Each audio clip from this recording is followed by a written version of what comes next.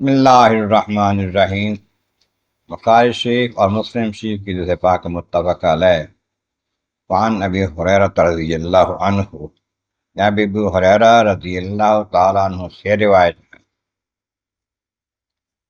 قال فرماتے ہیں، قبل النبی صلی اللہ علیہ وسلم الحسن بن علی رضی اللہ عنہما، نبی رسول کریم رحمت عالمین صلی اللہ علیہ وآلہ وصحبہ وسلم نے نبی حسن بن علی رضی اللہ تعالیٰ عنہما صاحبزادہ چھوٹی عمر میں ہیں، بچہ ہے، ان کو بوسہ دیا، منہ چوما ان کا۔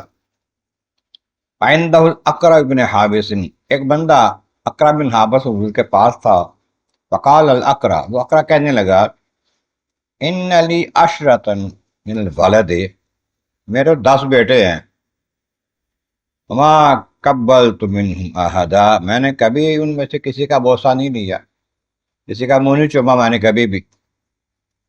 فنظر علیہ رسول اللہ صلی اللہ علیہ وسلم، آقا کریم علیہ السلام نے اس کی طرف دیکھا، فقال، تو فرمایا، من لا یرحم لا یرحم، جو کسی پر رحم نہیں کرتا اس پر رحم نہیں کیا جاتا۔